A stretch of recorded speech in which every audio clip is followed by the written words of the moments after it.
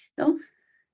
Bueno, ya inició entonces la grabación, entonces ahora sí oficialmente damos inicio. Muchas gracias a todos por estar acá participando, por estar en este taller que sé que será muy enriquecedor para todos.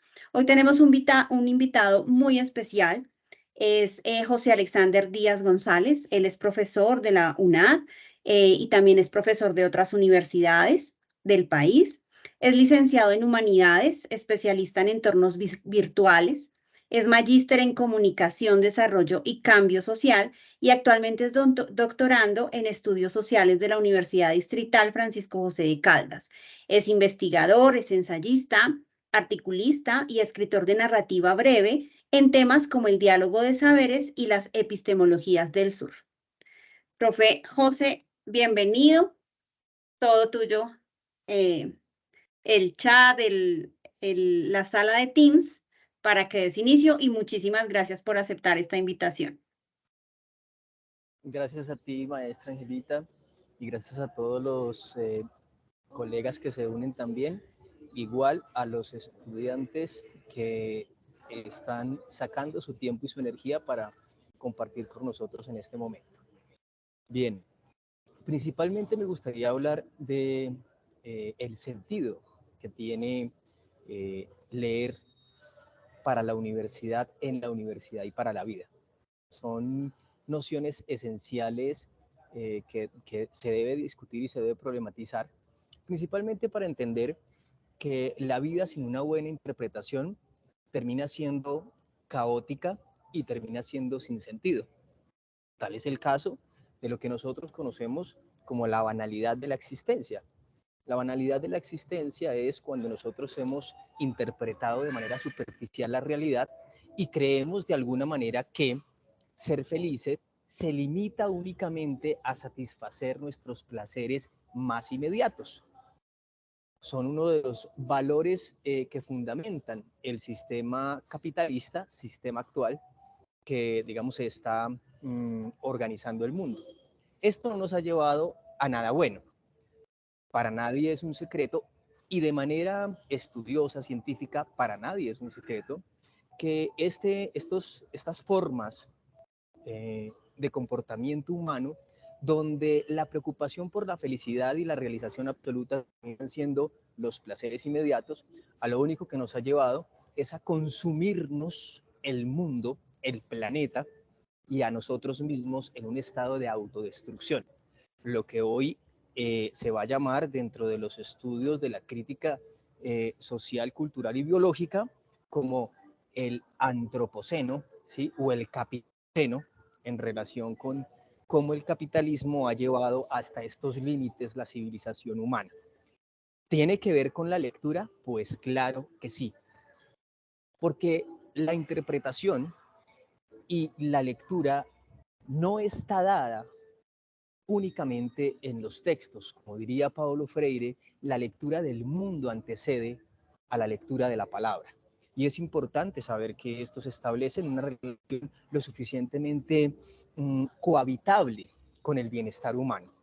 Cuando usted entiende, cuando entendemos que la realidad se debe interpretar de una forma integral y crítica, nos hace pensar el qué me están diciendo, para qué me lo están diciendo y cuál es la intención con la cual me lo están diciendo. Pero para poder llegar a interpretar bien, necesitamos saber como mínimo un código común. Como mínimo interpretar de manera clara un código común. Ese código común es lo que nosotros conocemos como la palabra escrita. De alguna manera la palabra escrita está inscrita, la palabra escrita está inscrita en una lengua. En nuestro caso es el español, pero claramente hay una cantidad de lenguas y de idiomas en los cuales se interpreta, se construye y en este momento se ha edificado toda una civilización. Empecemos por hablar, por entender claramente nuestro idioma nativo, el español. Si nosotros entendemos el español, sabemos que de forma escrita estamos completamente ligados a una organización social, a un convenio social que solo tiene sentido porque está escrito.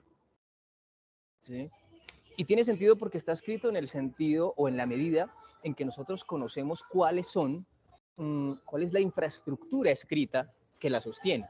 Esa infraestructura escrita que la sostiene en nuestra amada patria se llama nada más y nada menos que Constitución Nacional de Colombia. ¿Sí? Está escrita. No hay un audiolibro, no hay un video, no hay un TikTok que nos esté diciendo cómo es la Constitución. No, hay que leerla, interpretarla. Y de ahí para adelante, lo que se desprenda. Lo que se desprenda. Ahí ya tenemos y entramos en la versión del conocimiento, que es la que hoy nos convoca a pensarnos esto de la lectura crítica. ¿Cuál es la preocupación de las pruebas PISA? ¿Cuál es la preocupación de tener unas competencias de lectura crítica adecuadas para los estudiantes universitarios a puertas de salir seguramente como profesionales? La preocupación es que necesitamos estudiantes, líderes que propongan una realidad, que la propongan, no que la obedezcan, no que la obedezcan, no porque obedecer sea malo, sino porque hay que obedecer bajo un sustento del para qué y por qué estoy haciendo. Eso significa leer la realidad de manera crítica. Esto es imposible si no hacemos un ejercicio constante de lectura crítica. Y para ello, y por eso la preocupación, es entrar a revisar que también estamos haciendo la interpretación de nuestra propia lengua y las posibilidades que tenemos de interpretarla, qué niveles tiene. Es como la primera pregunta que nos va a reunir. Voy a compartir una pequeña presentación que nos va a orientar, nos va a guiar un poco referente a esta reunión. Bueno, tenemos acá. Bien.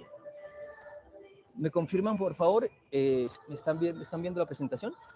Sí, sí la estamos viendo. Sí. Bien. Perfecto. He titulado este encuentro Leer es resistir. ¿Por qué leer es resistir? Porque leer es un ejercicio, es una forma realmente de comunicarnos con nosotros mismos.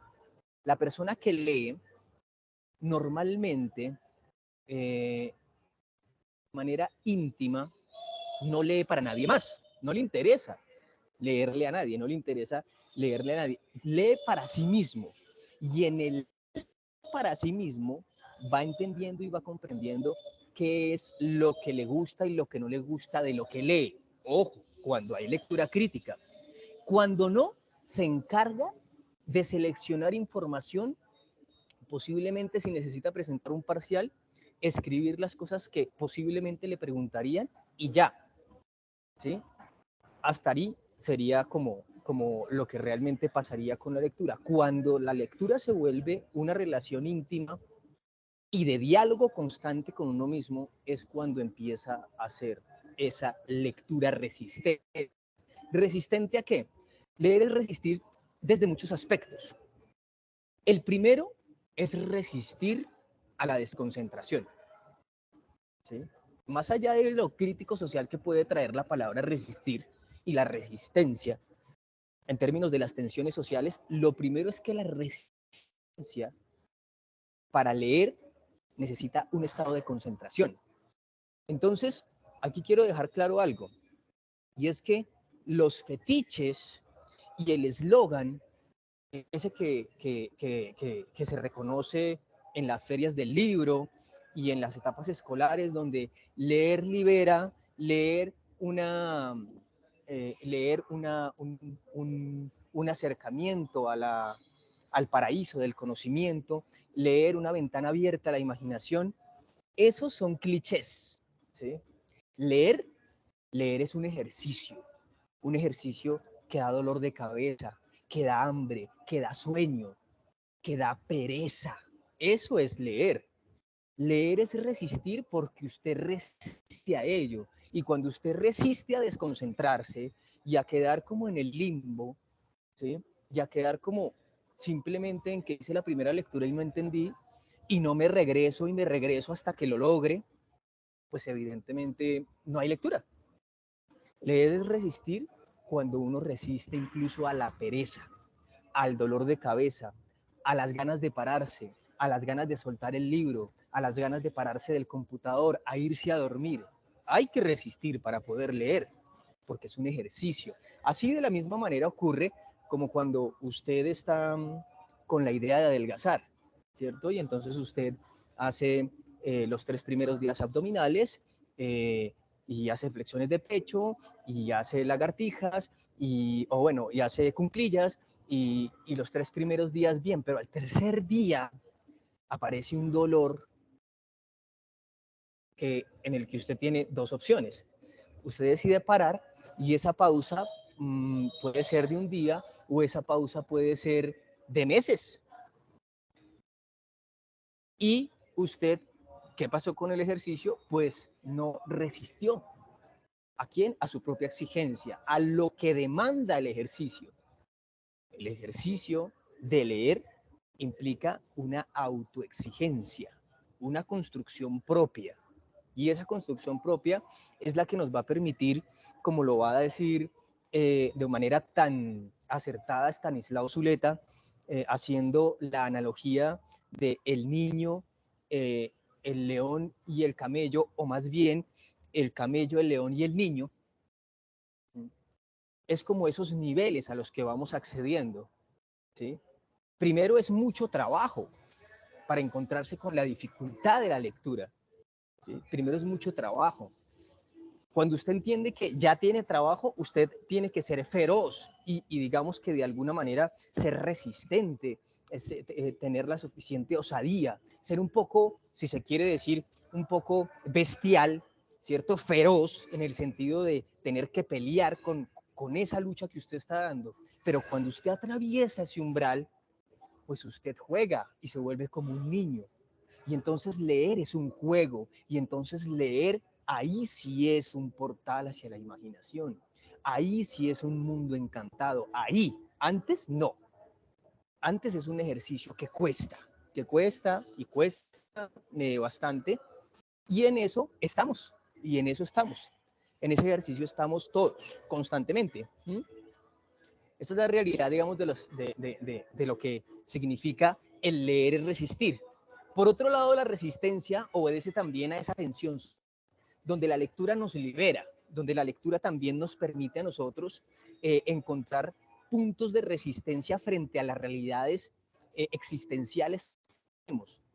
Es decir, hay muchísimos seres humanos que han resistido a sus propios fracasos, a sus soledades, a sus desamores, a través de la lectura, a través de la literatura, o incluso a través de excelentes métodos comunicados a través de la lectura para entender qué es que le pasa, qué es lo que nos pasa. Pero esas funciones que tiene la lectura es para que nosotros podamos resistirle a la vida. De la misma manera, en las tensiones sociales también aparece esa necesidad de entender que la lectura nos va a permitir y nos va a dar herramientas para que nosotros generemos de alguna manera unos filtros lo suficientemente fuertes para no dejarnos engañar de lo que hablé al principio, de un sistema que nos vende que lo que hay que hacer es ser muy felices con lo primero que nos venden. Entonces, tranquilo que usted va a ser muy feliz porque usted va a tener el último iPhone. Tranquilo que usted va a ser muy feliz porque usted tiene o va a tener la posibilidad de comprarse la ropa que salió de moda, que se visten todos igual, ¿sí? El celular que todos tienen igual, el carro que todos tienen igual, ¿sí? O sea, la homogenización de la imagen, ¿sí? Pero eso usted, de alguna manera, lo logra enganchar y usted persigue eso, como todos lo persiguen. ¿Por qué? Porque justamente no hay una visión completamente clara de lo que realmente es resistir, teniendo en cuenta cuál es mi propia felicidad. Y resulta que cuando tenemos todo eso nos damos cuenta que estábamos persiguiendo algo que no queríamos, pero cuando ya damos cuenta de eso, pues no hicimos una lectura crítica y nos desgastamos persiguiendo y persiguiendo cosas que evidentemente no iban a ser nuestra felicidad real. ¿Por qué? Porque no hicimos una buena interpretación de la realidad. Índice. Vamos a recordar los niveles de lectura, ¿sí? Luego vamos a ir por un lugarcito que se llama el quehacer de la lectura crítica, un método, un sistema o una ruta. Y luego vamos a ir a las debilidades de la lectura crítica, conexiones sin leer, ¿sí? Y por último vamos a ver una mirada de unos fragmentos de una lectura inquietante, que vamos a ir como revisando poco a poco. Bien, me dicen por favor si la diapositiva cambia o se queda quieta. Ahí cambié la diapositiva. ¿Cambió? No, mi profe, no cambió. No, no cambió. Ahí, No. Ahí ya. ¿ya? Listo. Sí, Listo. Entonces, dice aquí, si voy a leer, lo mínimo que debo hacer es. Entonces aquí digo, la terminología es el traspiés y el escondite de muchas intenciones comunicativas. Para los doctos, es decir, las personas que leen, es el lugar común desde donde se construye el conocimiento. Sin embargo, este es un muro que aísla a muchos seres humanos de las esferas sociales de la cultura, de los círculos de la sociedad del conocimiento. Ahora que serás profesional, tú debes tomar esto de la terminología, el léxico y los tecnicismos muy en serio. Empecemos por saber que para poder tener un nivel de lectura propio de un profesional, debemos establecer, primero, que hay un nivel de lectura literal. ¿Sí? Ese nivel de lectura literal es el al que hago referencia cuando digo la terminología, el léxico y los tecnicismos. ¿Sí? A veces no se trata ni siquiera de la terminología, el léxico y los tecnicismos. A veces va menos que allá. A veces simplemente no conocemos las suficientes palabras de nuestra lengua nativa, ¿cierto? Pero es importante empezar por el nivel literal. El siguiente nivel de lectura es el nivel inferencial y es el que, ya conociendo los términos, nosotros nos atrevemos a hacer algunas hipótesis de lo que podría decirnos el autor o lo que dice el texto. El último nivel, que digamos podría estar de alguna manera a la par de un nivel que es el relacional y el crítico. Deben estar como muy al lado el otro.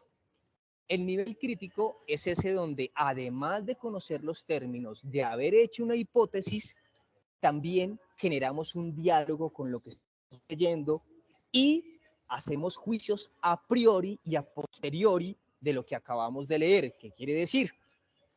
Que yo me pregunto, ¿esto que está diciendo este personaje es conveniente para mí, para la sociedad, para mi territorio, para mis problemáticas sociales, para mi disciplina? ¿Esto tiene sentido para mi profesión, para las personas que acompañan mi construcción de conocimiento, para mi comunidad de conocimiento, para mi familia? Ahí es cuando usted empieza a preguntar y a en los asuntos. Bueno, ahí tenemos entonces esa relación expuesta de los tres niveles. ¿Cómo funcionaría eso? ¿Cómo funciona eso en realidad? A ver, para poder cambiar, tengo que salir y volver a entrar.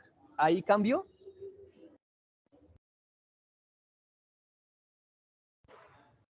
No, profe, no cambió.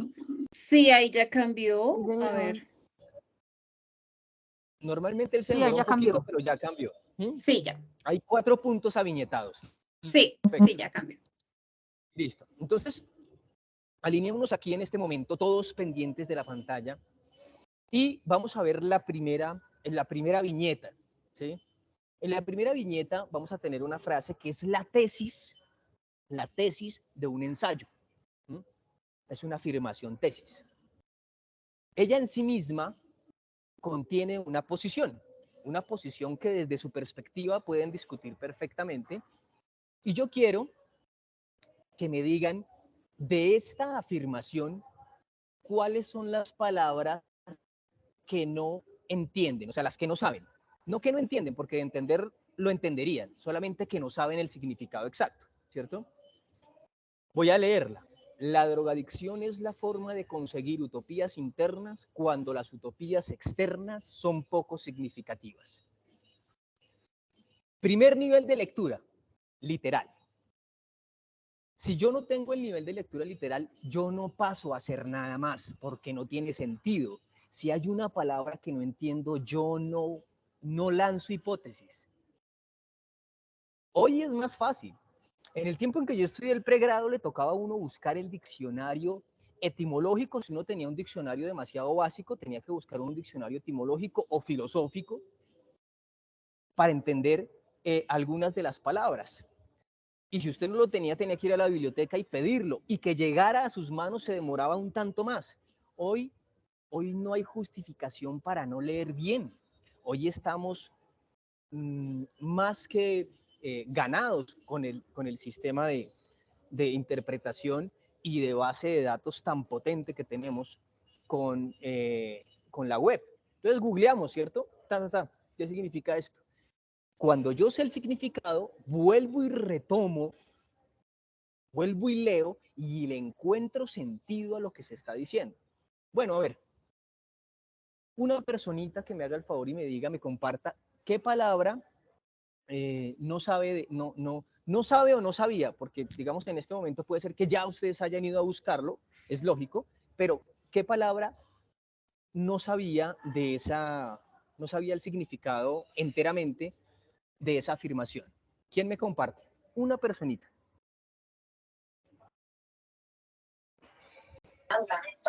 Utopías internas. Listo, perfecto.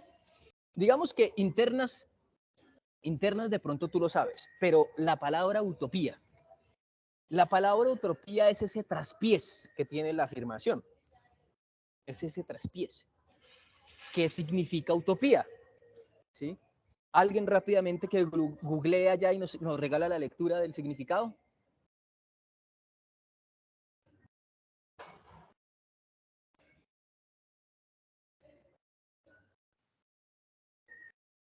Buenas noches. Buenas noches. Sí, mira, dice, entiende por utopía una forma narrativa característica de cierta literatura de ficción, donde se relata un viaje cuyo punto de partida es una sociedad conocida, descriptiva críticamente, y su punto de llegada otra sociedad imaginaria. Bueno, ¿hay alguna otra acepción?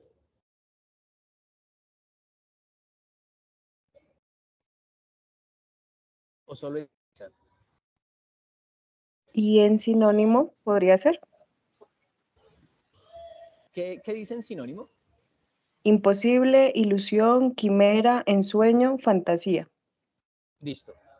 Vámonos un poco a alinear la cosa. Lo que pasa es que del diccionario que buscaste está muy alineado a los silogismos en la literatura. Entonces, por eso te está haciendo eso y te va a colocar al lado utopías y el antónimo te va a colocar distopías.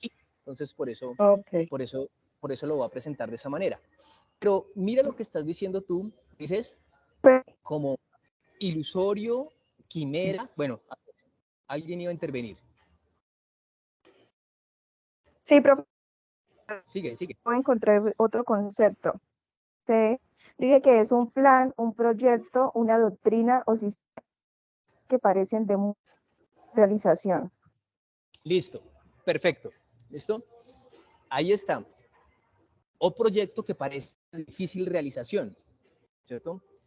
Ejemplo, era utópico pensar, ¿cierto?, que el hombre podía volar. Hoy vuelan 350 en un solo avión. Pero era utópico, ¿cierto? Porque pues no existía el avión. Era utópico. Era un proyecto imposible, pero proyecto, ¿cierto? Pero proyecto, o sea, lo utópico puede ser alcanzable. Este término de utopía lo acuña Tomás Moro con la novela o con el texto de la utopía, por allá saliendo del medioevo, y lo que hacía alusión la utopía, y por eso se acuñó allí como forma ideal de gobierno, era porque él decía que si los valores cristianos se encarnan completamente en todos los seres humanos, se vuelve una utopía, es decir, se vuelve algo completamente perfecto. ¿Listo? Eso se acuñó y se fue utilizando al punto donde hoy decimos, no, pero no sea tan utópico. ¿Sí? ¿Qué quiere decir? No piense de manera imposible, no piense tan allá. ¿Sí? No todo es tan perfecto. ¿Sí? Es que estamos viviendo una utopía, es decir, estamos viviendo algo casi imposible, ¿cierto? Listo. Ahora, ya una vez sabemos el asunto, revisémonos. Cuando decimos, ahora revisemos nuevamente la afirmación, la drogadicción es la forma de conseguir utopías internas cuando las utopías externas son poco significativas. ¿Será que ahora alguien sí puede lanzar una hipótesis de lo que significa? Ahora sí vamos a hacer inferencia. Ya pasamos el primer nivel, el nivel literal. Ahora vamos a hacer una inferencia, vamos a hacer una hipótesis de lo que significa toda la afirmación. ¿Alguien me podría hacer una hipótesis? Creo que significa esto. No hay una verdad completa. Es únicamente una interpretación. ¿Quién me podría compartir su interpretación ya después de conocer el significado de la palabra utopía? Gina, tienes la mano levantada. Si quieres, activa tu micrófono.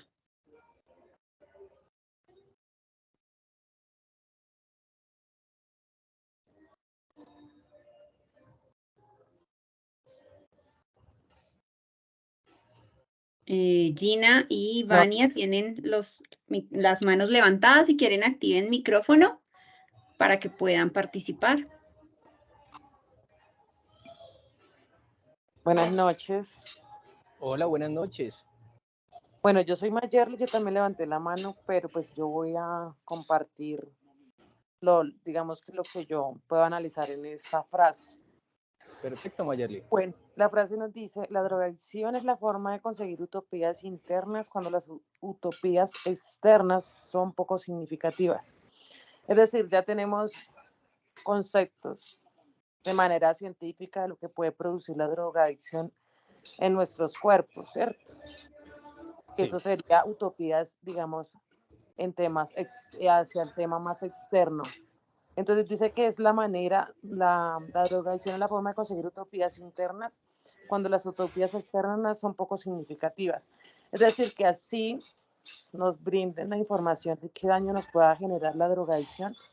La mayoría de personas, o bueno, el gran porcentaje las consume, aun conociendo digamos, el daño que puede causar. Sería eso. Esa Buenas interpretación noches. está interesante, dista de lo que yo significaría, y solo en una parte podríamos tener puntos de contacto. Sigue. Hay que mirar más, más propuestas. Buenas noches. Buenas noches. Mi nombre es Lidy Flores. Hola, bienvenida. Bueno, yo pienso que cuando dice que la drogadicción es la forma de conseguir utopías internas, es como cuando las personas buscan una vía de escape. Lo que ellos en realidad creen que no lo pueden lograr externamente o en sus vidas, supuestamente dentro de ese ámbito de drogadicción, de esa imaginación, ellos son felices, ellos se desestresan, se olvidan de los problemas. O sea, lo que no consiguen con la realidad, con lo externo, ellos lo visualizan con la droga. Aunque sea malo, tengan aliento de que les está haciendo daño en su cuerpo, de que esa felicidad es momentánea, esa satisfacción es momentánea, lo alcanzan, lo logran, pero no quieren salir de ese círculo, porque les da la satisfacción de poder obtener y tener la tranquilidad que ellos desean en un momento determinado. Listo. Es una buena interpretación. Es a lo que hace alusión la afirmación. Hay una explicación. Cuando ya la compañera nos dice como, bueno, pero realmente y lo consiguen, pero no consiguen salir, ahí es donde uno se preguntaría, ¿sí lo consiguen? Y ahí iría un punto crítico. ¿Sí lo consiguen? ¿Sí lo consiguen? Bueno, ¿alguien más tiene interpretación de la afirmación? Sí, buenas noches, Yo, profe. profesor, profesora y compañeras y compañeros. Pues es que yo tenía entendido que la utopía era más bien como un mundo ideal, un mundo de felicidad. Me acordé de un maestro que se llamaba Estanislao Zuleta, que era como si el mundo fuera un mar de mermelada. Entonces, esa frase lo que significa es esa felicidad que el mundo no te ofrece o que tú no logras alcanzar, o la idea de felicidad que tienes, lo encuentras en la drogadicción. Y entonces ahí vengo con una discusión, porque para la persona que consume droga hay un mundo ideal y es ese mundo en sí mismo, porque ahí es donde encuentra la felicidad, a pesar de que es un mundo distópico en realidad, pero ahí encuentra su utopía. Sí, bien, bien. En cuanto a lo que estás proponiendo, hay una claridad referente a ese tema, me parece correcto. Ahora, las posibilidades que nos brinda, las posibilidades que nos van a brindar, digamos, en relación con el significado, lo utópico y las drogas, ¿sí? Es donde vendría la pregunta, ¿cierto? Donde vendría realmente la pregunta. Pero vayamos ahora a una perspectiva donde vamos a establecer realmente las posibilidades de incluirnos en una mirada lo suficientemente disciplinar. Vamos a esto. Lo disciplinar advierte lo siguiente. Si este es un ensayo, ¿cierto? Si esta es la tesis de un ensayo, y aquí viene lo crítico relacional. ¿Quién o quiénes, hablando de forma disciplinar, serían los profesionales, los especialistas que podrían sustentar si esto es o no real, desde dónde pensarlo y cómo abordarlo? ¿El psicólogo social? El psicólogo es uno de ellos. El psicólogo es uno de ellos. Claro que sí. ¿Qué otro? El sociólogo podría estar allí, sí, claro. ¿Quién más? El psiquiatra. El psiquiatra, neurólogo. bueno. El neurólogo, bien. Los bien. profesionales que se encarguen de la salud mental.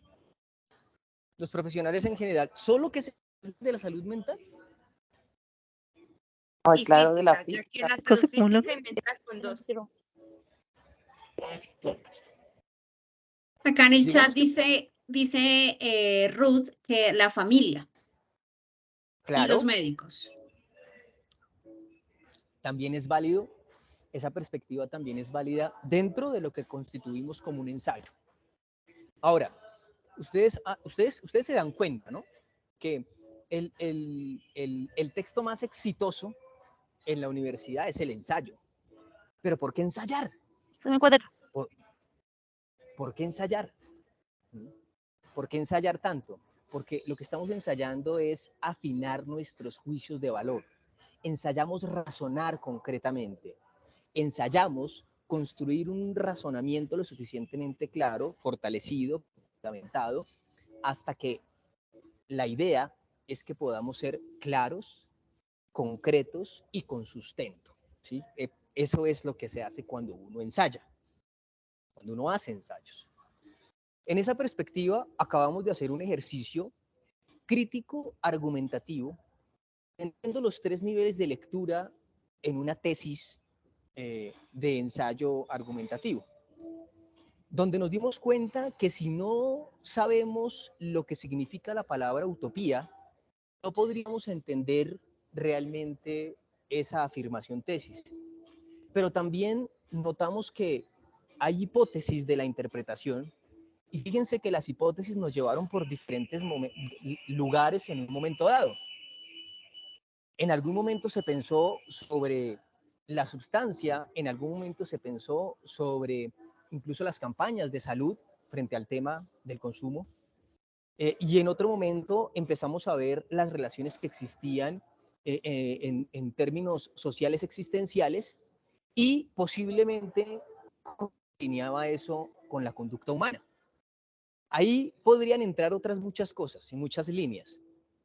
Ahí entraría perfectamente el sociólogo, el antropólogo, ahí entraría perfectamente el neurólogo, como lo mencionaron ustedes, ahí entra el trabajador social, evidentemente va a entrar todo el campo humanístico de la psicología, por supuesto, va a entrar el filósofo, por supuesto que sí, y va a entrar una serie de personas que pueden estar alrededor de esa problemática dándonos visos, incluso exconsumidores, ¿sí? Que conocen bien cómo funciona todo el asunto, ¿listo? ¿Sí? Y ahí podríamos desde aquí podríamos estructurar todo un ensayo. Ya tenemos la tesis, aquí tendríamos argumentos, contraargumentos, estaríamos diciendo que este dijo, que por allá entonces tenemos a Freud hablando desde cierto punto y que tenemos también a Enrique Larch desde el otro punto y que vamos a traer a Rodolfo Ginás para hablar sobre, listo. Toda esta relación nos demuestra que a partir de una sola afirmación, cuando uno entiende perfectamente a qué hace referencia esto de la lectura crítica y asume que debe sí o sí atravesar los 3 niveles de la lectura, hay una ruta para leer. No es leer por leer. En la academia no se lee, en la universidad no se lee como lee usted una carta de un restaurante. ¿Sí? No, en la universidad se lee tratando de llevar a cabo relaciones complejas, consistentes. Y eso es lo que va a exigir las instituciones estatales, nacionales, ¿sí? El marco común europeo es lo que va a exigir de usted como profesional. Que cuando usted examine un texto, lo examine a nivel profesional y no lo examine como si fuera una persona que no ha pasado por un proceso donde le han estado diciendo, mire, ¿qué término? Mire, ¿cuál es la hipótesis? Mire, ¿qué infiere? Y luego, bueno, ¿qué le pregunta al texto? ¿Qué relaciones traza ese texto con quién? ¿Con qué? Eso es lo que exige el marco común europeo y a eso es lo que le apunta las pruebas PISA y a eso es lo que le apunta la famosísima construcción de esa prueba de Saber Pro. ¿Sí? A mí me causaba curiosidad, yo durante un tiempo coordiné ahí en el ICFES el tema de las competencias comunicativas Saber Pro. Coordinando el asunto me generaba mucha curiosidad que habían una gran cantidad de estudiantes profesionales que estaban abajo de la media, es decir, abajo de la medida, donde posiblemente tendría que estar un lector, digamos, que por lo menos esté estudiando en la universidad y se supone que ellos ya terminaron, ¿no? Cuando usted presenta es porque ya usted terminó, o sea, ya usted pasó por varios semestres. Y radicaba en la lectura y en la escritura, radicaba allí, ¿sí? Y eso se veía en los resultados generales porque la mirada que ellos tenían era, por ejemplo, una tarea para hacer todo texto, porque toda prueba saber también lo invita a usted a hacer un texto y un texto que tiene que estar perfecto y en 15 minutos escrito, o posiblemente 10 si es lo que le queda a usted para escribir. Normalmente le piden un texto argumentativo. Y para poder usted hacer el texto argumentativo debe entender lo que ellos llaman el motivador o el detonante, ¿sí? Y había un detonante que decía algo como, haga una opinión personal sobre el mismo y creo que era la imagen o el imaginario femenino. Listo. El consumismo y el imaginario femenino. Pues cuando se hablaba del consumismo y el imaginario femenino, la gente empezaba hablando, la drogadicción es... Una gran cantidad de estudiantes empezaban diciendo, la drogadicción es... Ahora yo les pregunto, si ustedes me están poniendo atención, ¿por qué estaría mal? ¿Por qué estaría mal hablando de un detonante que diga haga un texto argumentativo sobre el consumismo y el imaginario femenino. ¿Por qué estaría mal? Empezar diciendo la drogadicción es, lo que sea que digan, de ahí para adelante, solo con la primera frase ya estaba mal el texto. ¿Por qué? Profe, buenas noches. Buenas noches.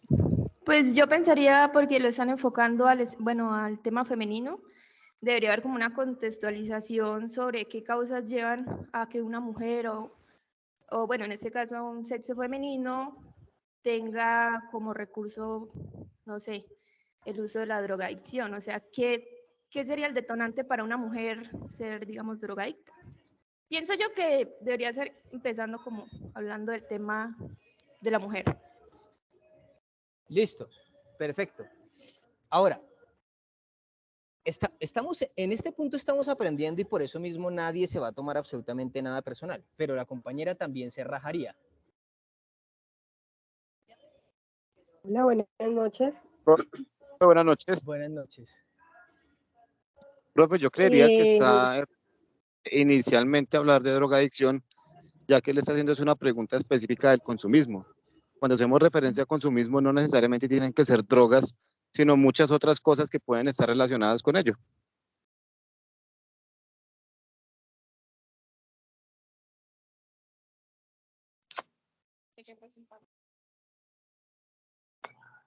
Exacto, compañero. Puedes estar enfocada también en que las mujeres, bueno, yo soy mujer, hemos tenido mucho el enfoque en las cirugías plásticas, en todo lo que tiene que ser con el maquillaje, con todos los días comprar ropa, muchas cosas que pueden abarcar lo que está diciendo, lo que está pidiendo como tal la pregunta.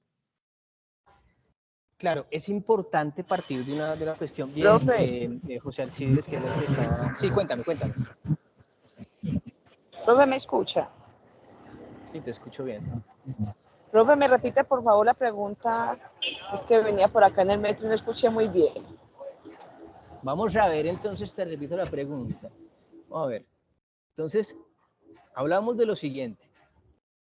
Estábamos hablando básicamente de cuando invitan a hacer el texto argumentativo en Saber Pro, dan un detonante, es decir, como una especie de afirmación sobre la cual usted tiene que escribir un texto argumentativo, y ahí es donde el primer error es la lectura, a pesar de que se vaya a escribir.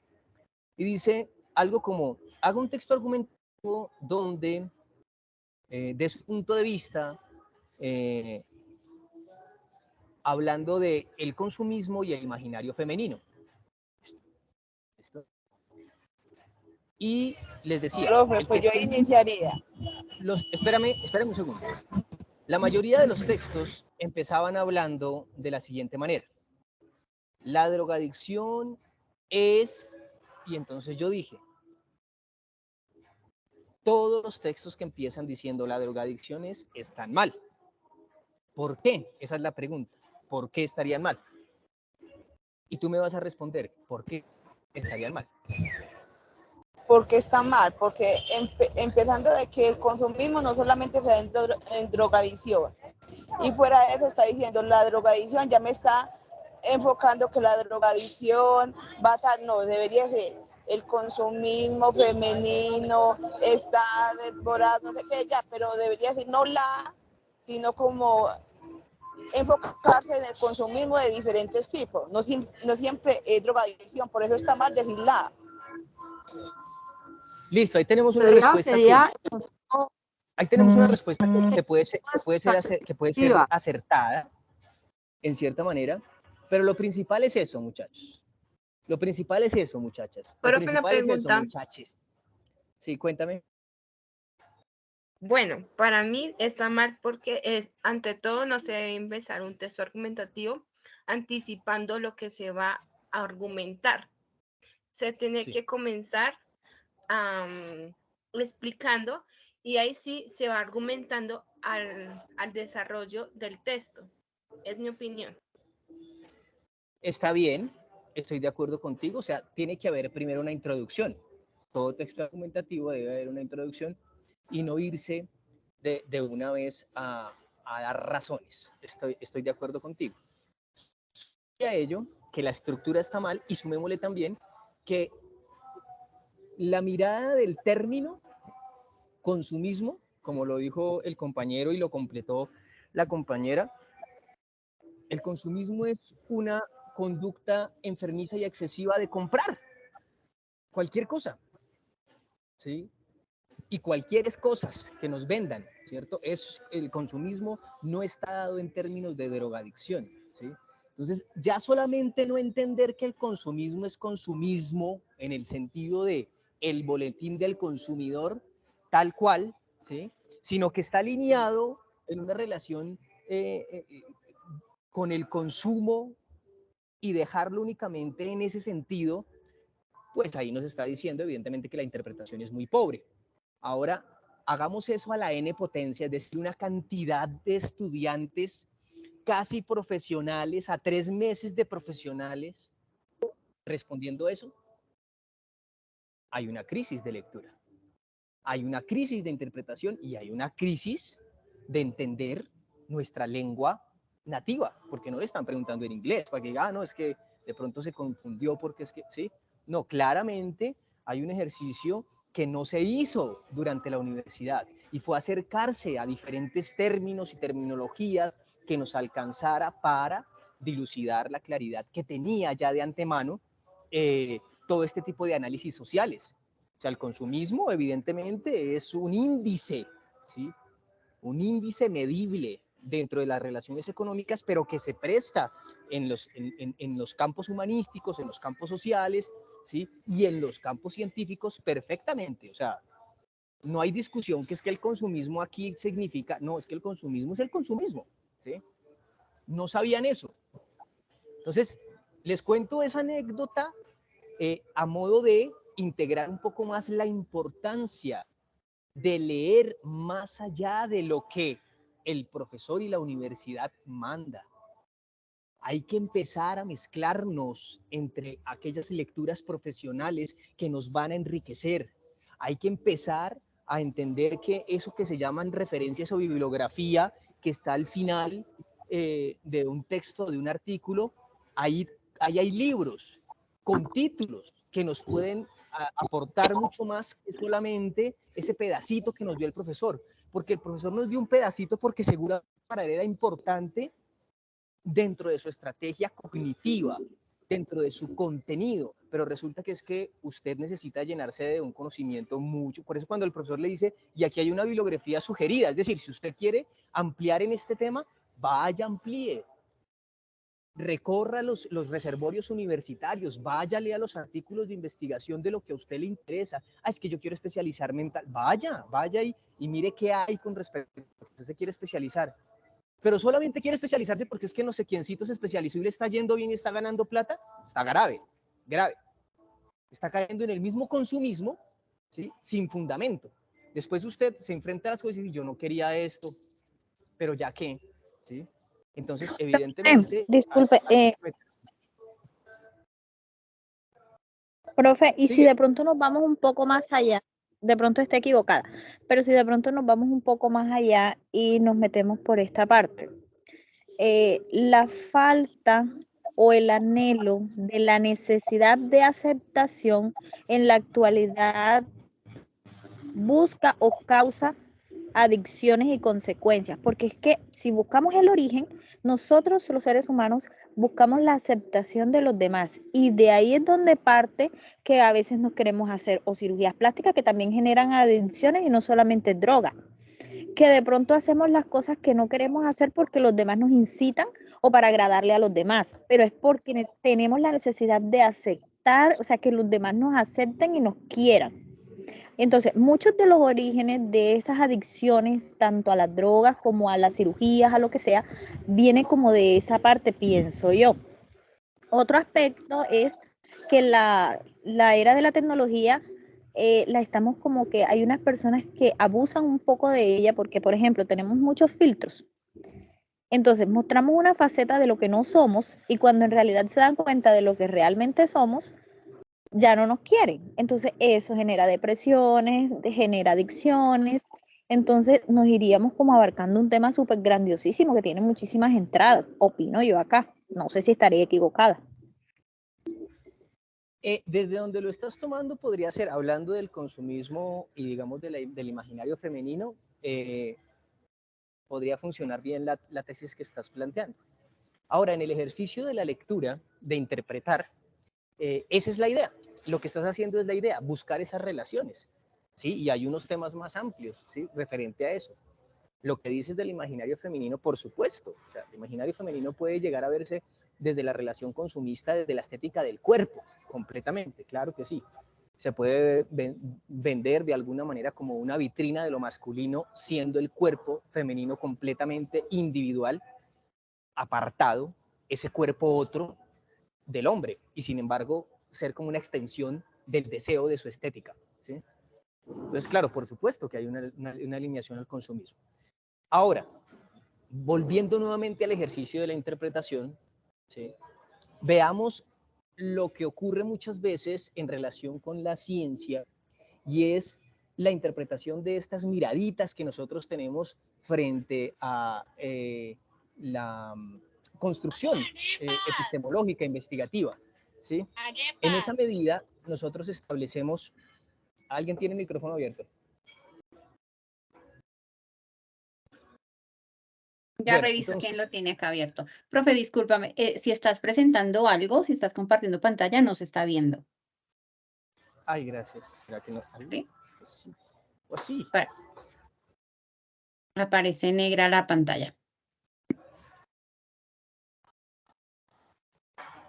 Voy a compartir. Ya estoy corrigiendo. Ya estoy corrigiendo. A ver. ¿Ahora sí? A ver, dame un segundo. Sí, ya está presentando nuevamente. Listo, perfecto. Entonces les decía, fíjense en la segunda línea, la siguiente viñeta, es una descripción de un método de estudio.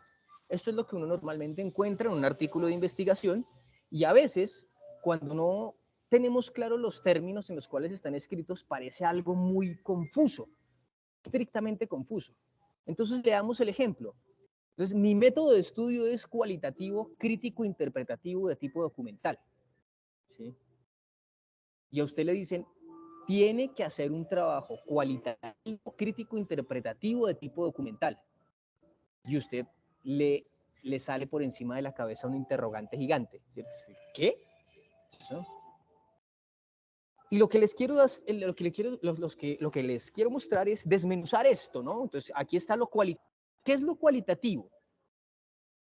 Lo cualitativo hace referencia básicamente a las cualidades, a los atributos, ¿sí?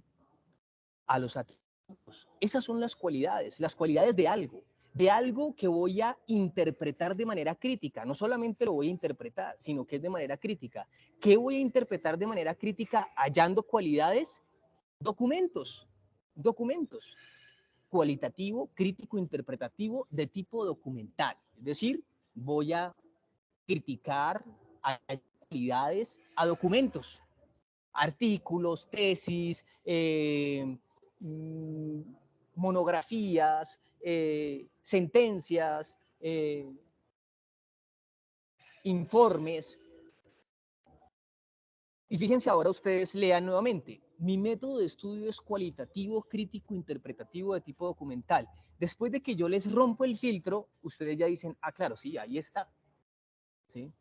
Pero antes de hacerlo, parecía todo muy confuso, muy complejo, muy raro, ¿sí? Esto es lo que pasa normalmente en relación con las lecturas y la lectura cuando no se hace una mirada correcta de los términos. O sea, lo primero es, cuando yo estoy viendo, ahí está la cuestión de términos y revisarlo. Y luego lo que aparece allí es entender cuáles son las relaciones que existen, ¿cierto? Aquí no está diciendo algo tan explícito porque evidentemente es una presentación desde el enfoque investigativo, es decir, desde el enfoque epistemológico, así que debe ser muy concreto. Así que lo constituye, lo solidifica y dice de esta manera, pero no está diciendo Mi método es un estudio, ¿sí? Es cualitativo, es decir, voy a hallar los atributos y los elementos que puedo encontrar después de hacer una interpretación que debe ser crítica, es decir, sacar juicios de valor, si estoy de acuerdo o no, ¿sí? En los documentos que voy a leer. No lo está diciendo así, solamente dice, es cualitativo, crítico, interpretativo de tipo documental. Ahí, eso que completa el lector, lo completa porque sabe lo que significa. Y para saber lo que significa, no solamente está el diccionario, no. Hay que haberse fogueado, hay que haberse, como se dice popularmente, toreado en varias plazas. ¿Eso qué quiere decir? Que hay que leer, porque a leer, como ustedes, como ya se los mencioné, a leer solo se aprende leyendo. Estos elementos que les estoy entregando allí no son más sino una especie de llamados de atención donde les pongo en evidencia las faltas que tienen frente a lo que deberían alcanzar aún. Y con lo cual tienen que ustedes colocarse en el ejercicio de leer correctamente a partir de la ruta que les acabo de entregar, recorriendo claramente todo lo terminológico, lo literal, luego lo inferencial y por último la pregunta frente a lo que yo estoy leyendo. ¿Estoy siendo claro?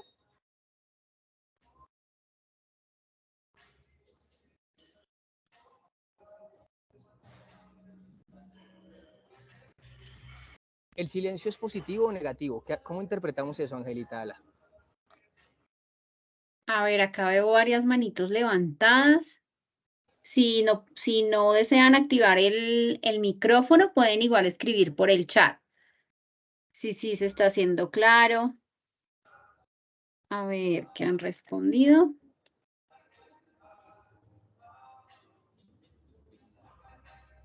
Sí, ¿será que sí? Sí. Mi pregunta es, ¿estoy siendo claro? ¿Me estoy haciendo entender? Sí, señor.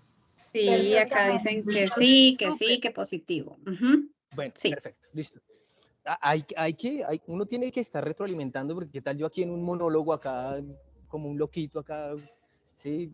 Entonces, pues obviamente no me gustaría mucho. Lo siguiente es una interpretación a partir de el cuento. Este es el cuento más corto del mundo, ¿sí? Es de Augusto Monterroso, peruano, y el cuento es este, para que usted me ayude a interpretarlo. Dice, cuando el dinosaurio despertó, aún se encontraba allí. Ese es el cuento. Cuénteme para usted por qué es ese cuento, por qué es un cuento y cuál es la historia. Cuando el dinosaurio despertó, aún se encontraba allí. ¿Qué es lo que usted como lector complementa de ese sentido? ¿Quién me comparte?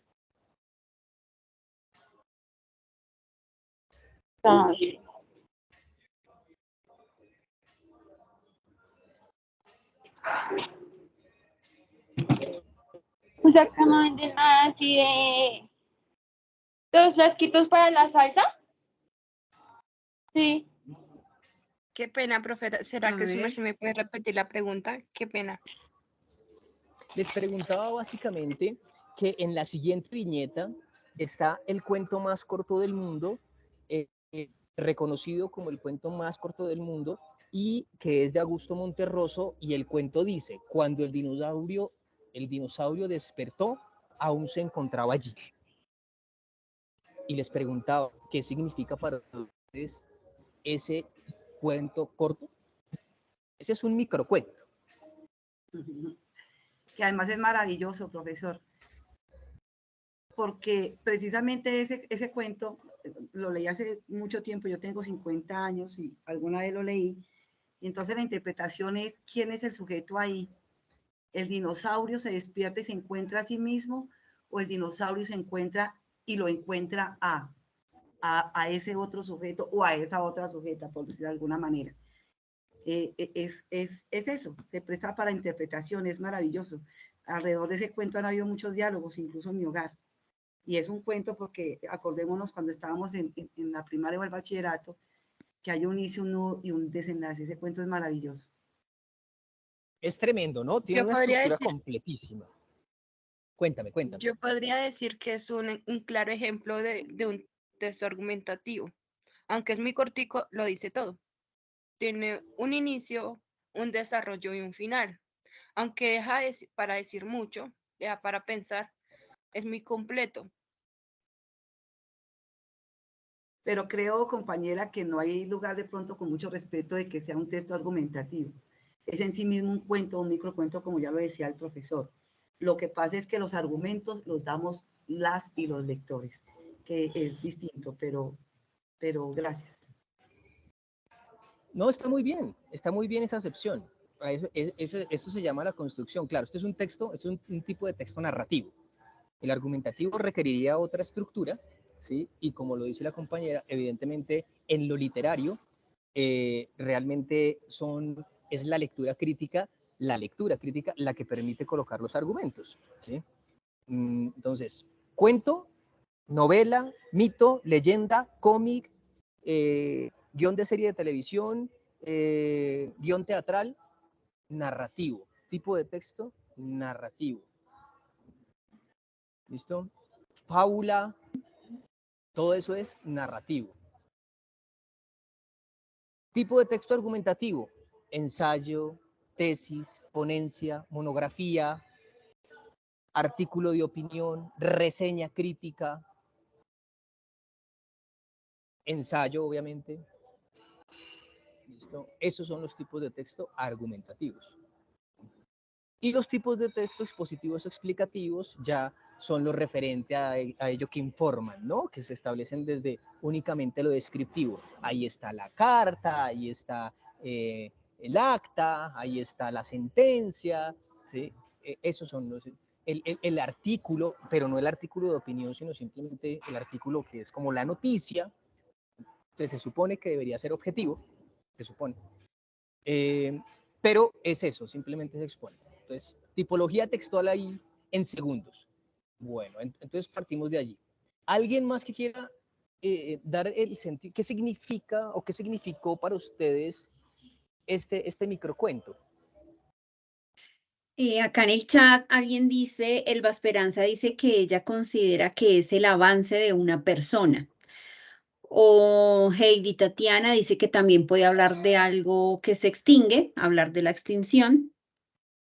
Y esas son las dos opiniones que tenemos en el chat. Perfecto. Entonces les quería mostrar cómo la lectura crítica aplicada a algo que es narrativo es fundamental, porque nos va a permitir construir el otro sentido, el sentido propio, que es supremamente importante. A esto súmele usted que las noticias, que la televisión, que las series, que los documentales requieren de una lectura exactamente en la misma ruta, interpretativa y crítica, pero desde el mismo escenario y bajo los mismos parámetros, los términos, las inferencias, las hipótesis y la crítica. Es decir, si tenemos eso claro, seguramente los colombianos, los nacionales, podríamos construir una nación muchísimo más avanzada. Por eso la gran diferencia entre países y por eso la preocupación de hacer que los países equiparen los niveles de interpretación. Porque el que sabe leer se defiende, sí, pero además de que se defiende, propone.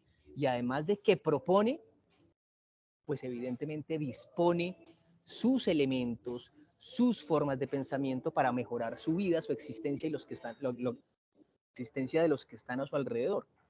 Entonces, fíjense cómo los elementos pueden cambiar incluso el modelo de desarrollo, ¿sí? Esa sería como la función propia, ¿sí? Bueno, ahí tenemos una partecita. Ahora miramos, las principales fuentes de alegría, en este caso vamos a hacer la lectura crítica, ustedes me dirán, ¿sí? Pero esto lo dice una persona importante, una persona que es dotada de mucho conocimiento, y dice, las principales fuentes de alegría son los logros materiales.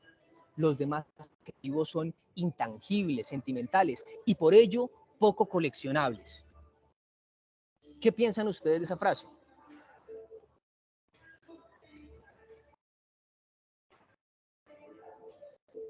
Pues yo creo que Vuelvo a leer.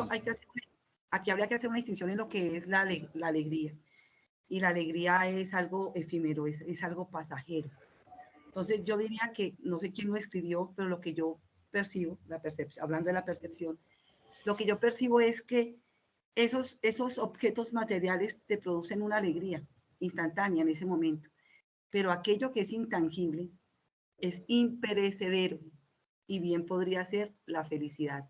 Y la felicidad no se colecciona como los carros, la felicidad no se colecciona como los novios nos dan alegría, posiblemente nos pueden dar felicidad, pero en términos de coleccionables, como decir, si tengo muchos novios, ¿soy feliz? ¿O me producen cierta alegría?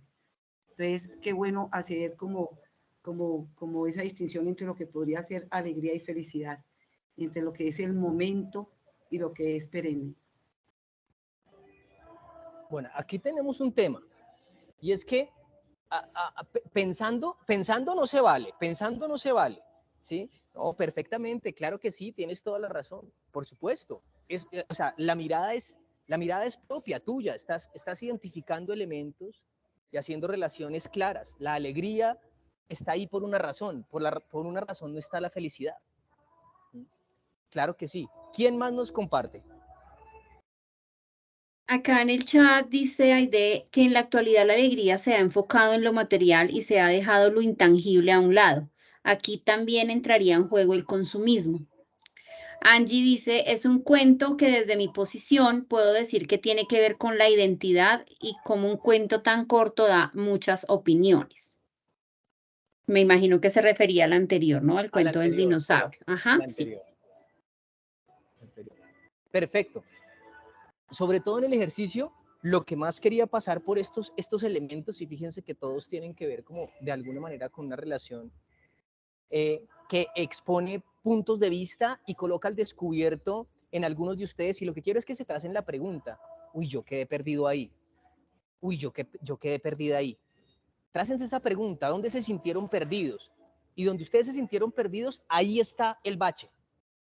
Así no pueden presentar la prueba. Así es donde evidentemente hay que trabajar, hay que leer, hay que avanzar un poco más en las relaciones de interpretación. Hay que acercarse a textos difíciles. Yo quiero brindar un aporte. Bienvenido al aporte. Bueno, o sea, el concepto principal es el siguiente.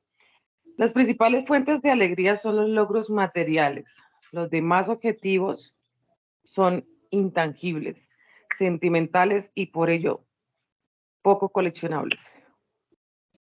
Entonces, acá hay una unión de ideas. ¿Por qué? Porque el primer concepto nos dice que la principal fuente de alegría son los logros materiales. Pero eso es, digamos que es momentáneo, ¿sí? Es algo que tú adquieres y te brinda felicidad de manera momentánea. Pero cuando tú te sientes feliz con la compañía de una persona, de un amigo, de un familiar, la alegría siempre va a permanecer ahí, innata, desde adentro, desde lo más implícito. Entonces, es una conexión, pero pues yo veo la parte material porque hay muchas personas que se aferran y consiguen cierta felicidad a través de eso, como hay personas que únicamente buscan ese tipo de material, pero la base de su felicidad no solamente es lo que puedan conseguir, sino del bienestar que les pueda brindar. Y entonces la alegría sería algo compartida desde las dos perspectivas, a mi concepto, ¿no? Ese es mi aporte. Bueno, hay una mirada, son las miradas que evidentemente pueden tensionar, ¿no? Es como la relación de... se encuentran dos puntos de vista y se pueden bifurcar en diferentes razones. La cosa está en que si en este momento abriéramos un debate, ¿sí? El ejercicio sería distinto, ¿cierto? Porque entonces ya tendríamos una posición y tendríamos otra posición y podríamos encontrarnos en esa dimensión del debate. Y es importante debatir, es importante establecerlo, y por eso es también el ejercicio del diálogo, de la construcción con el otro, es tan importante en el conocimiento, es donde más se da. Por eso, cuando usted lee, cobra mayor. Si usted se ha dado cuenta, usted lee una cosa para usted y usted dice, listo, la tengo para mí, la muevo, pero cuando usted la está socializando con alguien más, le está explicando a alguien más lo que leyó, está compartiendo con alguien más lo que ha venido leyendo, lo que ha venido entendiendo, el conocimiento se impregna mejor, se hace más con usted, se vuelve una herramienta de trabajo y eso le va a permitir a usted estar más seguro, más segura a la hora de pararse desde su disciplina. En ese sentido, es importante acercarse a los ejercicios como este, donde podemos construir en lo social, donde podemos escuchar las voces, a las clases y en la participación de las clases. Es muy importante por el ejercicio donde podemos escucharnos las voces, ¿sí? A los seminarios, a los simposios, a los congresos, ¿sí? Es importante acudir, ¿sí? A los encuentros de semilleros de investigación es importante acudir. ¿Por qué? Porque allí nos encontramos en un lugar donde en común todos tenemos un conocimiento, en común tenemos términos para compartir y en común tenemos posiciones para enriquecer nuestra forma de percibir la realidad en el campo desde donde estamos, la universidad. Recordemos que la universidad se llama universidad porque es un encuentro de mundos, donde está la administración, la comunicación, la filosofía, la música, la psicología, la literatura, donde se mezclan esas relaciones de conocimiento, pero no en unos términos ambiguos afuera de la calle, sino que estamos en los mismos términos pensándonos el mundo. Bueno, vamos a cambiar de diapositiva para avanzar un poco más porque estamos agotando el tiempo ya. Ya estamos agotando el tiempo. ¿Cuánto tiempo tenemos, Angelita?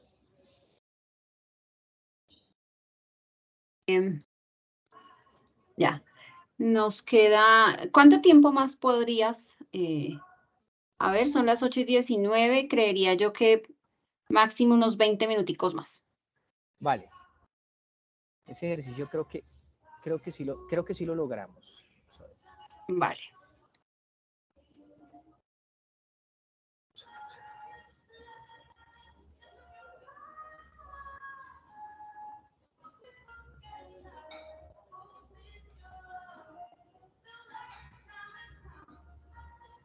Voy a hacer algo acá que necesito hacer y es que la ventana, ahora sí estoy compartiendo toda la pantalla, ¿cierto?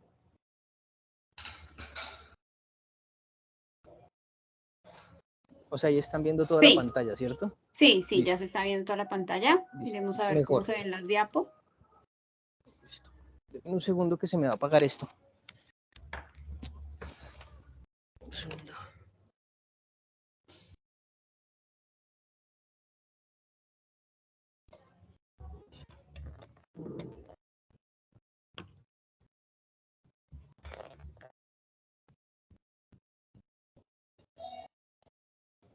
Perfecto, listo. Veamos entonces ahora sí. Yo pienso que en este momento sí se ven mejor las diapositivas porque puedo ir y puedo pasarlas sin problema. ¿Ahí sí lo están viendo? ¿Están viendo el cambio de diapositivas? No, estamos viendo la pantalla como de la sala, donde estamos todos conectados, no estamos viendo las diapos. O sea, estás compartiendo la ventana del chat, mejor dicho, la ventana de la sala. Vamos a ver. Le dije que compartiera pantalla completa.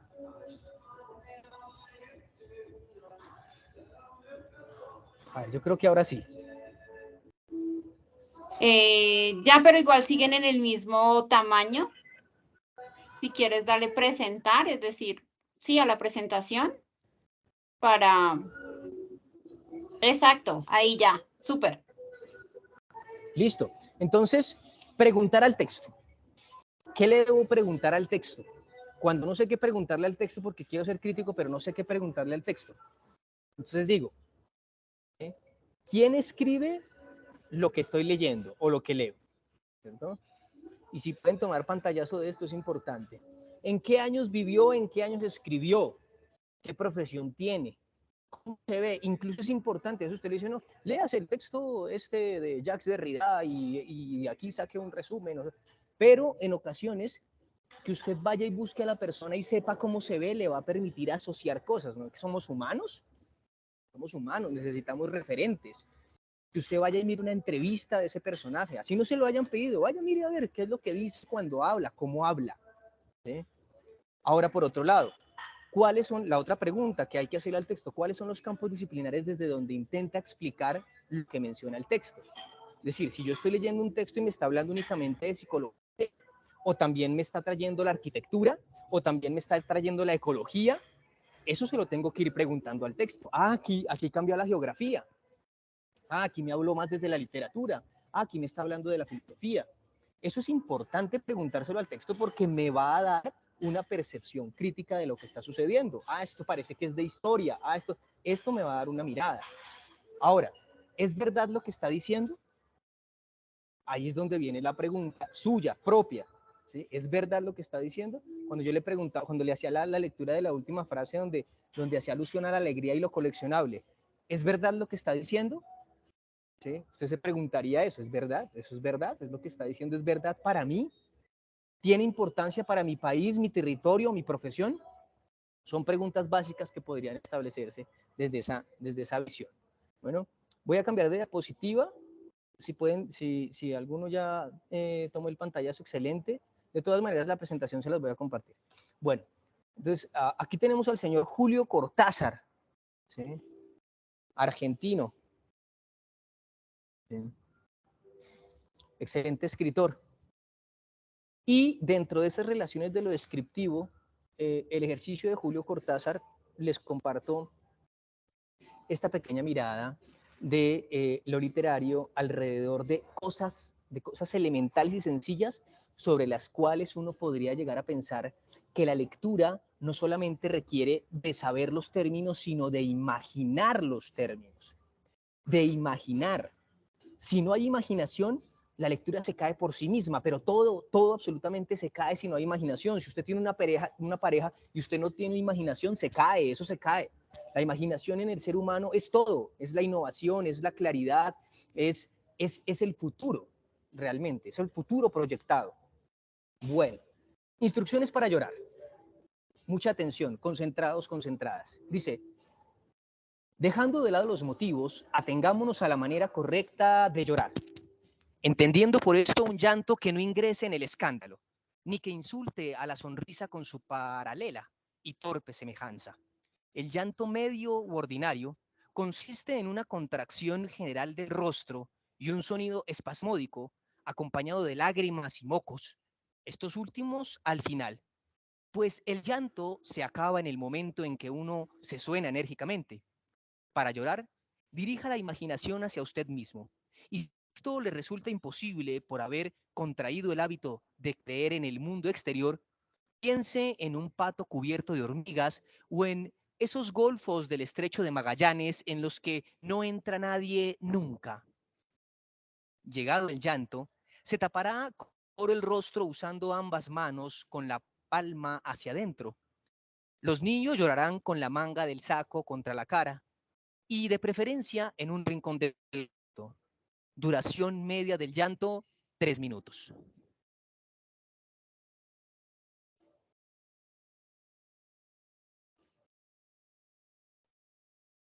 Compártanme percepciones de esa lectura. ¿Imaginaron, no imaginaron, no les trajo nada, no visualizaron nada? ¿No entendieron, sí entendieron? ¿Quién me comparte?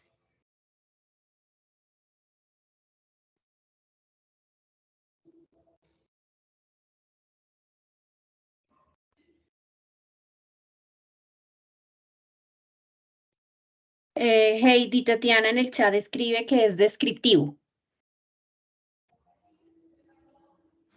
Pues sí, pero ¿qué más? ¿Cuál fue la experiencia literaria? ¿Quién me la comparte?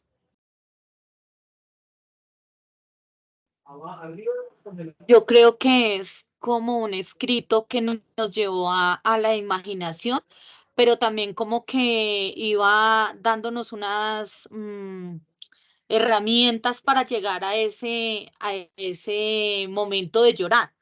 Es decir, a mí al principio el texto no me estaba transmitiendo nada, hasta que empieza, imagínese el pato cubierto de hormigas y sigue, ya va llevando y empieza a entrar empieza a entrar en uno como ese sentimiento de tristeza. Me parece que es un texto el que ingresa, o sea, que le da uno no sé cómo decirlo, pero que cumple con su objetivo, son las instrucciones para poder llorar. Bueno, sí, es un texto narrativo que en realidad podríamos decir que, como tú lo estás diciendo, la primera parte es como la relación descriptiva y la otra es la instrucción directa, pero es la que lleva directamente a la acción, y eso es importante. Ahora, Profesor, perdona, discúlpame. Estas instrucciones para llorar, para mí son instrucciones para la vida. Fíjese que el hombre en este momento nos está hablando del llorar y además que hace como una mofa, o no sé cómo decirlo, como un sarcasmo ahí, cuando dice que se confunde la sonrisa con el llanto. Es un observador, porque a veces cuando lloramos, nuestros rostros a veces podrían, esta mujer está llorando o se está riendo. Pero lo más contundente de esto es cuando él dice, pues el llanto se acaba en el momento en que uno se suena enérgicamente. Por Dios, sacúdete, vive, como el poema que decía, levantóse lentamente y echóse a andar. Magazo de magos, este hombre. Duración media del llanto, 3 minutos. Y 3 minutos pueden ser toda una vida o puede tal vez no ser tiempo ni espacio, solo llanto. Maravilloso, gracias profesor por su clase de hoy. Con mucho gusto. Yo creo Profe, yo que diría que es texto lírico. Además de que el texto, además, ayuda por los sentimientos.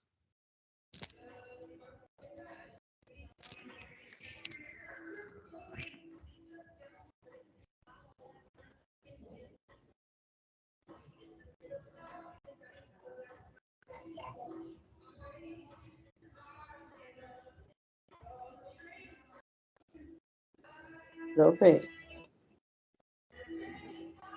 Sigue. profe, para mí es un texto descriptivo, porque describe cómo es un momento y la forma, y el llorar, la forma como se desahoga la persona, cómo lo ayuda a expulsar todo lo que tiene, por decir los pensamientos negativos, lo que tiene reprimido, y en el llanto la persona se desahoga. Y ahí está el por qué no decirle que es que los hombres no lloran, no, cualquiera puede llorar. Tanto mujer como hombre mantienen los sentimientos allá frustrados, reprimidos, y con el llanto es la forma de desahogarse y de sacarlo. Muy buen texto, profe, pero para mí es descriptivo. Es un texto claramente narrativo, pero ojo con esto.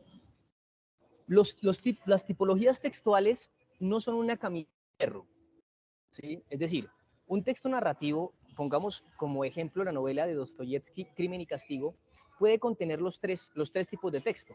La genialidad del lector está en darse cuenta, como ya lo están viendo ustedes, en qué momento se vuelve evidentemente narrativo, en qué momento puede ser completamente descriptivo, ¿cierto? O objetivo, y en qué momento se puede convertir incluso en argumentativo, a pesar de ser un texto narrativo. Lo mismo puede ocurrir en un texto argumentativo, puede volverse de un momento a otro narrativo, porque el autor, en alguna, por necesidad o porque quiere o porque lo necesite, por ejemplo, un poema, ¿sí? O un fragmento de un cuento. Entonces, lo importante de las tipologías textuales no está en encerrar los textos como si fueran ladrillos congelados, sino en la genialidad de conocer en qué momento el mismo texto puede pasar de ser narrativo a ser argumentativo o a ser explicativo, expositivo. Bien, muy bien. Bueno, por último, les voy a dejar este pequeño texto para su interpretación. En el ejercicio del hacer siempre este taller, un taller de lectura crítica, pues tiene que dejar algo para hacer. Y este es lo que les voy a dejar. El dejar hacer es completar el texto en su sentido, ¿sí? Es completarlo bajo todos los elementos que puedan estar necesitando usted como intérprete o incluso el autor como escritor. El texto se llama Cortísimo Metraje y tiene una forma de escritura muy particular. una forma de escritura muy particular que por eso, digamos, se los comparto haciendo alusión a la lectura crítica. Cortísimo metraje. Por favor, pongamos atención. ¿Listo? Vamos. Dice así. Automovilista en vacaciones recorre las montañas del centro de Francia. Se aburre lejos de la ciudad y de la vida nocturna. Muchacha le hace el gesto usual de autostop. Tímidamente pregunta su dirección. ¿Bon o no? En la carretera unas palabras. Hermoso perfil moreno que pocas veces pleno rostro. Lacónicamente a las preguntas del que ahora, mirando los mundos desnudos contra el asiento rojo. Al término de un viraje, el auto sale de la carretera y se pierde en lo más espeso. De reojo, sintiendo cómo cruza las manos sobre la minifalda mientras el terror crece poco a poco. Bajo los árboles, una profunda gruta vegetal donde se podrá, salta del auto, la otra portezuela y brutalmente por los hombros. La muchacha lo mira como si no, se deja bajar del auto sabiendo que en la soledad del bosque, cuando la mano por la cintura para arrastrarla entre los árboles, pistola del bolso y a la 100. Después billetera, verifica bien llena, de paso roba el auto que abandonará algunos kilómetros más lejos sin dejar la mejor impresión digital, porque en ese oficio no hay que descuidarse. Cortísimo metraje. Si lo están viendo, porque sé que lo están viendo, vuélvanlo a leer en este momento, vuélvalo a leer. Profe, solamente aparece el título que dice cortísimo metraje, ahí ya está el texto. ¿Ya está? ¿Ya entró? Ya está el texto, sí. Listo. Sí, gracias. Si lo están viendo, ahora vuélvanlo a leer.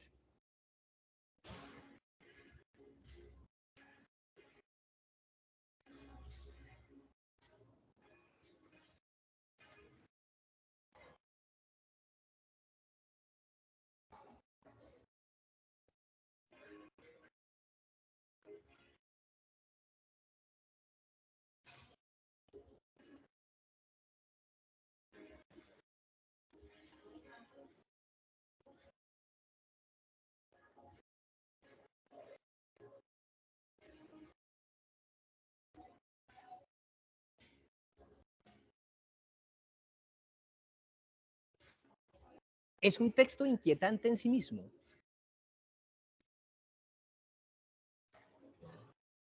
El ejercicio vendría a ser usted, ¿qué le colocaría para que para usted estuviese completamente claro? Porque dícese que no se dice o dícese que está diciendo, pero ¿qué pasó?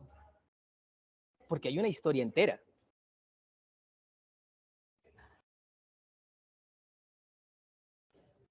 Por acá alguien dice, Elba dice que los conectores. Bueno, tendremos que hacer un ejercicio de escritura, de pronto, ¿por qué no? Podrá ser para un segundo taller o un taller 2, ¿sí? Escribir también es resistir.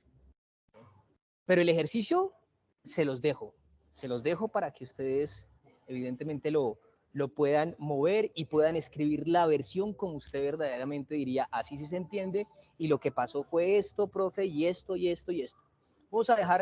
Vamos a hacer 2 personitas que me digan, en el cuento pasa esto y esto, o sea, que me digan exactamente qué es la historia, que me cuenten el argumento de esta historia.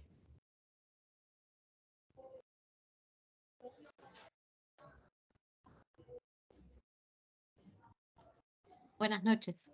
Según mi interpretación, es un automovilista que está de vacaciones, que levanta a una chica haciendo autostop y pienso que es la chica la que lo roba. ¿Listo? Hasta ahí, ¿está bien? Si bien da la impresión como de que él se quisiera propasar con la chica, Ajá. puedo interpretar que al final es ella la que lo roba. Lo interesante allí es entonces cómo es que se da el vuelco, ¿no? Cómo en algún momento hay el giro, ¿sí? Hay un giro que es inquietante y desde el giro se han dado tantas interpretaciones alrededor del giro que qué es lo que hace la chica, que la chica es buena, que es mala, que bien hecho, que mal hecho, que sí. Hay muchos ejercicios de interpretación allí, ¿no? ¿Quién más quisiera? Profe, según ahí en la parte final, la muchacha como que se deja, pero ella es como será policía o algo así, porque ella mete ahí mismo la pistola en la sien. Yo creo que ella va armada y ella es la que lo sale robando a él. Ella como el quien dice, lo llevó y lo sedujo, y él pensando que la muchacha era buena, y la muchacha no, la muchacha salió más lista que él. Ella sí es como, porque dice, después la billetera, ella dice, cuando la mano por la cintura para arrastrar entre los árboles, pistola y del bolso y la sien, o sea, ella como que sacó la pistola del bolso para apuntarle a él, y ella fue la que lo salió, en vez de dejarse como intimidar de él, ella fue la que lo salió robando a él. ¿Y eso, qué tú crees que está bien o está mal? ¿O qué? ¿O qué crees? ¿Qué crees de esa situación?